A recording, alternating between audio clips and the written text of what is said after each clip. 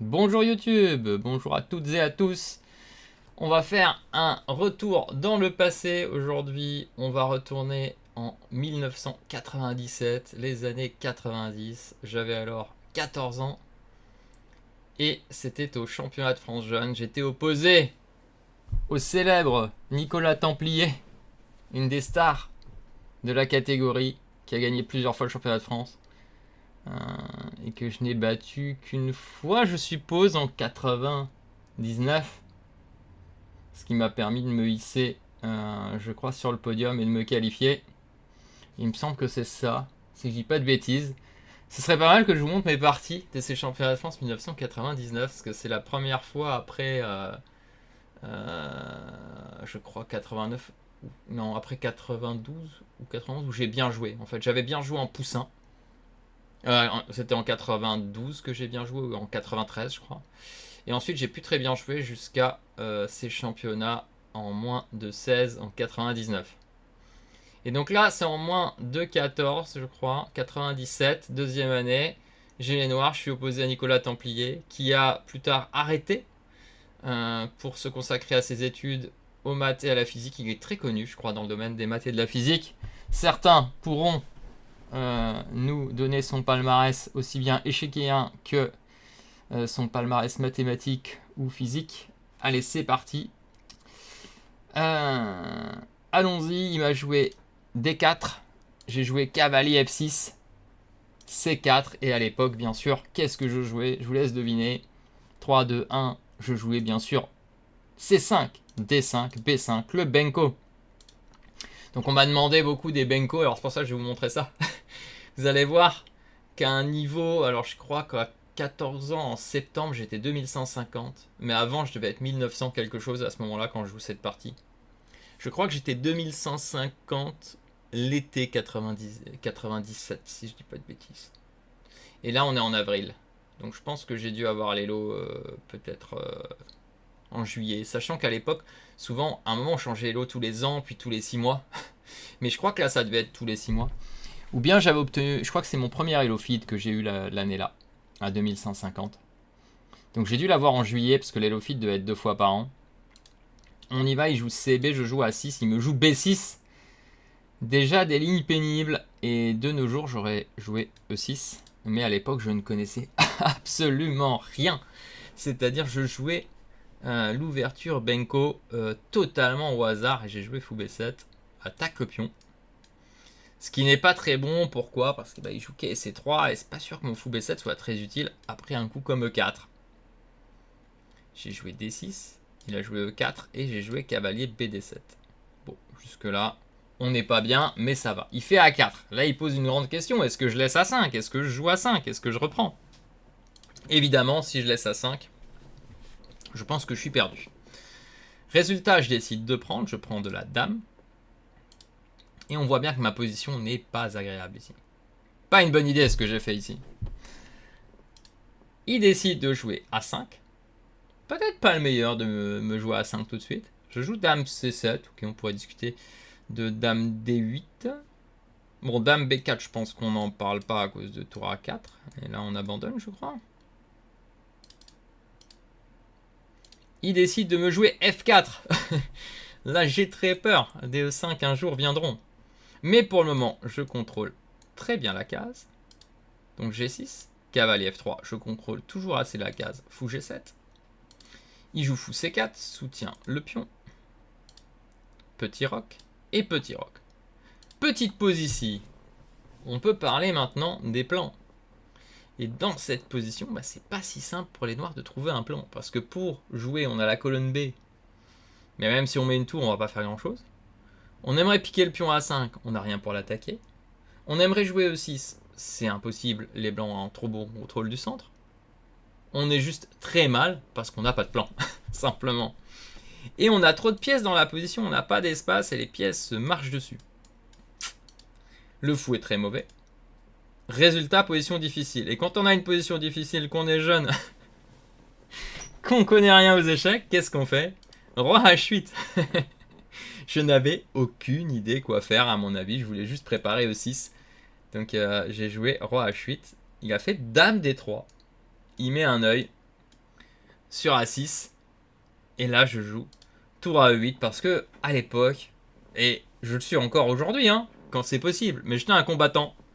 Et je n'avais pas peur de fou-prend. Alors on peut se poser la question pourquoi je n'avais pas peur de fou-prend. Bon, j'imagine que j'ai dû voir quelque chose. Parce que je triche pas, hein, je redécouvre la partie en même temps que vous. J'ai dû avoir vu ça, ça et peut-être C4. Peut-être 6 et puis je suis en mode combatif mais il y a qu'à B5. Pas si simple hein, de voir ce que j'ai vu. En tout cas, vu ou pas vu, il m'a cru. Il a juste joué tour D1. Je pense qu'il s'est dit, de toute façon, il a pas de plan, Tony, dans cette position. Et il a pas tort. J'ai joué KB8, je le protège finalement. Il fait H3 et je n'ai toujours pas de coup. Résultat, qu'est-ce que je fais? Je bouge ma tour. Peut-être pour mettre celle-ci ici et pousser E6. Il fait fou E3. Et je fais fou C8. Anthony est totalement vissé dans cette partie. Il me joue dame C2. Il peut prendre son temps. Je fais dame B7. Peut-être faire dame B4 et revient. Il fait E5, ça y est. Tout est contrôlé, il m'envoie tout. Cavalier E8. Et on est prêt, avec nos pièces sur la 8ème et 2 pièces sur la 7ème, à rencontrer tous les problèmes. Il me joue E6. Je crois que je peux pas faire F5 ou quoi. Mes pièces sont totalement bloquées par mes pions hein, et ses pions. Donc je suis obligé de prendre. Il prend. Et je joue KSC7. Maintenant, je menace d'aller lui piquer le pion en E6. Il joue KG5. Et je décide d'y aller. Dame B4. Je pense que j'ai pas peur de cavalier F7, ce qui a tour F7 et dame prend C4. Il joue tour A4, chasse madame, je reviens, donc j'ai perdu 2 temps. Il fait cavalier F7 et je sacrifie. Pourquoi est-ce que j'ai donné en fait? Pourquoi j'ai fait dame B4? Peut-être je voyais pas un coup, hein, et c'était pour inciter quelque chose, mais en vrai quand on y pense, ça n'a aucun sens, non? Mais ça doit être... C'est souvent comme ça quand on n'a pas un coup dans la position. Je devais avoir peur de tout et du coup, bon, j'ai fini par jouer un coup au hasard. Et là, je sors fou F5. Ah, c'était mon idée, je voulais l'inciter à prendre la qualité. Il fait fou D3, j'échange. Et je joue tour F8. Mine de rien, je reviens presque. Hein. Il fait tour D2. Et je joue tour prend F7. Étonnamment, la position n'est pas si évidente peut-être. J'ai des pions qui sont assez forts. Des cavaliers qui menacent de venir dans la partie. J'ai des belles cases. Il fait KE4. Et je joue tour F8. Ouais, parce qu'il va revenir ici, donc prophylaxie. Il y va. Dame C8. Quoi dame C8? Je veux jouer dame D7, je veux contrôler ici peut-être. B4, très bien joué je pense pour éliminer le pion qui le gêne. Il peut pas jouer de fou D4 pour le moment. Pion prend, tour prend. Oh là là, et mes cavaliers n'ont pas de case. Cavalier B5 quand même, une petite case. Il joue tour C4. Alors l'échange de dames serait peut-être pas clair. J'ai quand même des... Si j'arrive à piquer A5, j'ai de bonnes chances de m'en sortir. Enfin après je vais peut-être me faire clouer. Il fait tour C4, peut-être meilleur. Dame D7, dame B3. H6, je chasse. Le cavalier revient. Et finalement je sors. Et là, attention. Pion A5 menacé, ça commence à devenir intéressant. Est-ce qu'il n'y a pas un dame C2 double attaque ici quand même? Non, parce que cavalier attaque la tour, ok. Fou B6 protège le pion. Et j'envoie dame E6, clouage. Bon, clouage qui fait pas grand chose, mais clouage quand même. Il fait dame A4 pour se déclouer. Et je joue KB8 pour revenir, j'imagine, en D7. Ok, et je suis attaqué de toute façon. Tour E4 me chasse. Dame F7. Il joue dame C4. J'ai l'air quand même bien à l'agonie dans cette partie. Et là, je joue D5 et je crois, mon souvenir, que j'ai proposé nul. Je pense pas qu'il manque des coups dans la partie et je pense qu'il a accepté parce qu'il a eu peur de KD6. À l'époque, on avait quand même assez peur. Hein. Je pense qu'il a dû avoir peur de ça. Il a avoir peur de tour D5, KD6. Et dame D5, de quoi il a eu peur sur dame D5? C'est une bonne question.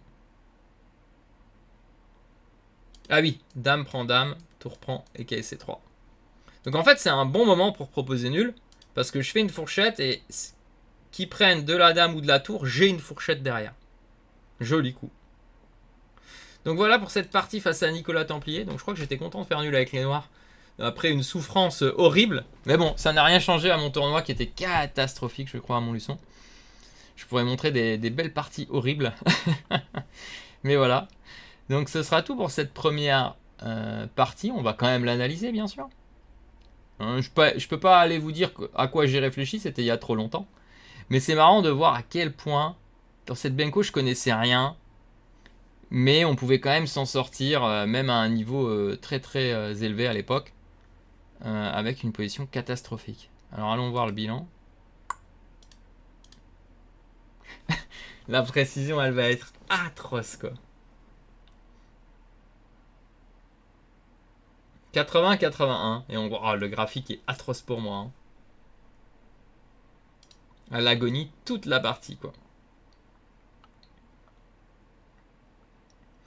Oh, j'ai joué à 2100 quand même. J'ai 89 ouvertures et 76 milieux de jeu. Il a 74 et 95,5 ouvertures. J'ai fait une gaffe quand même. Dame B4. Ouh, j'ai égalisé quand même à un moment vers la fin. 2 fois j'ai égalisé. Une fois là à peu près. Enfin, égalisé, j'exagère, mais pour l'ordi à peu près quoi. Allez, regardons un petit peu.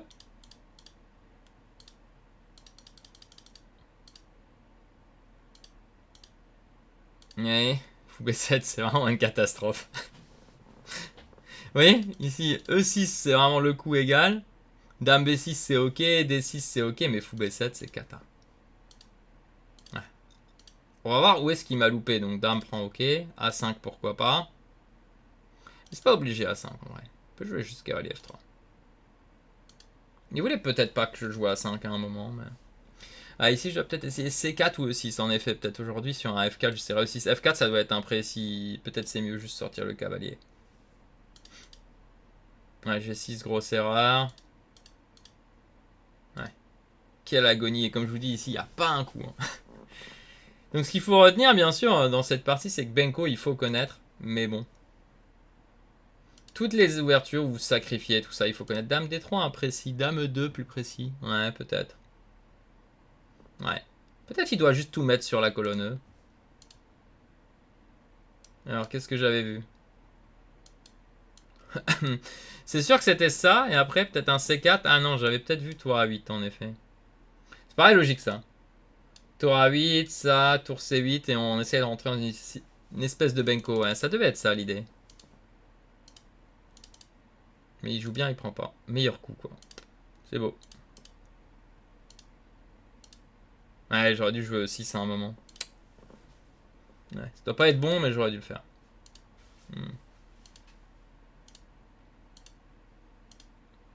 On est loin des parties que je joue aujourd'hui. Hein. C'est rare que j'ai des parties où toute la partie comme ça, je suis à... C'est plus 2 pour mon adversaire. Ah, Dame B4, c'est... En fait, je sais pas, mais... Si je réfléchis maintenant, me connaissant, j'ai eu peur qu'il y ait H4, H5 et que je me fasse mater. Je me suis dit, si je fais ça, me connaissant, hein, je me suis dit, si je fais ça, il va penser à venir me mater, ouais, peut-être ça, et qu'il prend H7 ou quoi. Et je me suis dit, il va, j'ai dû me dire, il va me mater. Et en fait, je vais dévier son attention et le faire prendre la qualité. Vous voyez, tous les coups. Et prendre la qualité, c'est peut-être imprécis. C'est bien mon style avant. Je faisais toujours ça quand j'étais mal, essayer d'embrouiller l'adversaire, de l'inciter à jouer des coups. Ouais, et là, il se trompe avec tour D3. Ouais, mais en fait, on n'aimait pas donner le matériel avant. Hein. Ouais, évidemment, fou D2 et tout. Ouais. Alors après, ouais, on n'était pas assez régulier dans nos parties. Ouais, tour D2, c'est bizarre aussi. Mais il veut redonner de l'action à sa dame. Et défendre son pion B2, c'est bizarre, mais c'est logique. Ok, E4, bien. Ok, G5, erreur. Il fallait faire quoi? Tour C4, bon ça c'est un inhumain total, hein. Tour C4. Mais, ok, inhumain peut-être pas, menace B4. Pas inhumain, mais difficile à trouver. Ouais, tour C4 c'est... Si quand même, ça se trouve. Pas inhumain. Ah, ok, C6. Pourquoi je sors pas les pièces? Pourquoi j'empêche pas B4? Un nouveau foutu. Ah, il a fallu un miracle dans cette partie.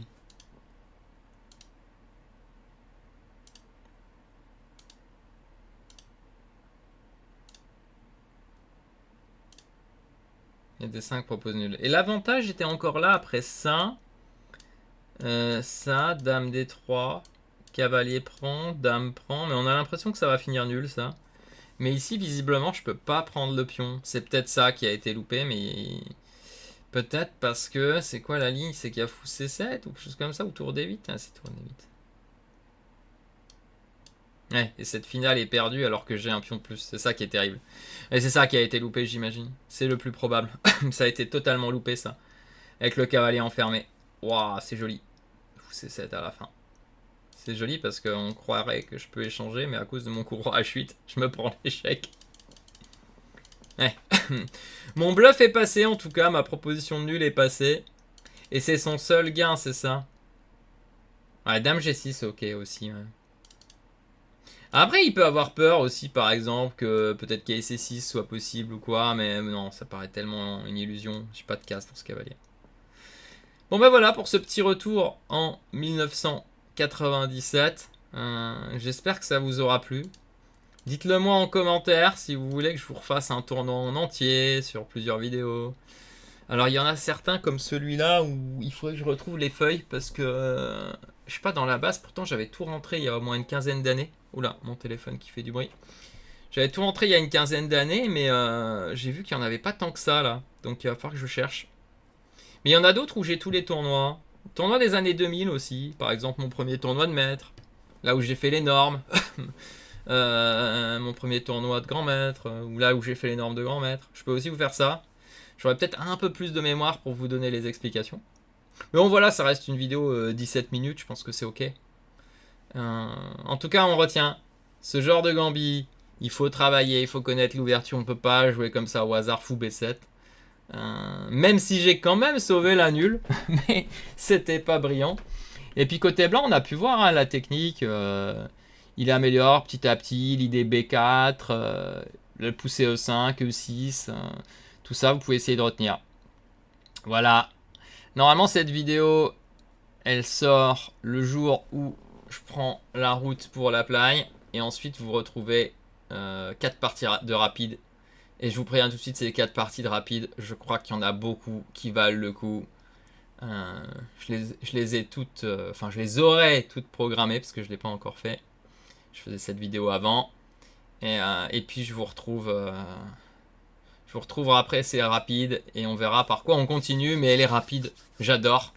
On va arriver au 20e et je pense que ça a plu à tout le monde. D'autant en plus si je suis bien en forme. Et je vais essayer de changer de style. D'ailleurs, je l'ai fait pour les parties que vous verrez les prochains jours. J'ai changé de style, j'ai joué un peu agressif. Donc vous allez pouvoir voir ça. Et je pense que ça va en intéresser plus d'un. Allez, je vous dis à très bientôt. Je retourne quand même sur la vue principale. À très bientôt pour l'analyse d'une partie classique. Et puis, pensez bien comme d'habitude. Hein. Commentez-moi ça, likez, partagez avec vos amis. Peut-être avec Nicolas Templier pour ceux qui le connaissent. Il sera content de revoir cette partie. Et puis bien sûr, si vous n'êtes pas abonné, il faut s'abonner. Hein, pour être sûr de voir mes vidéos. Parce que certains m'ont dit, ils n'ont jamais eu dans les recommandations. Hein, YouTube ne m'aime pas. Je ne paye pas, faut que je paye pour que YouTube me mette en avant. Enfin, voilà. Allez, une bonne journée à tous. À bientôt.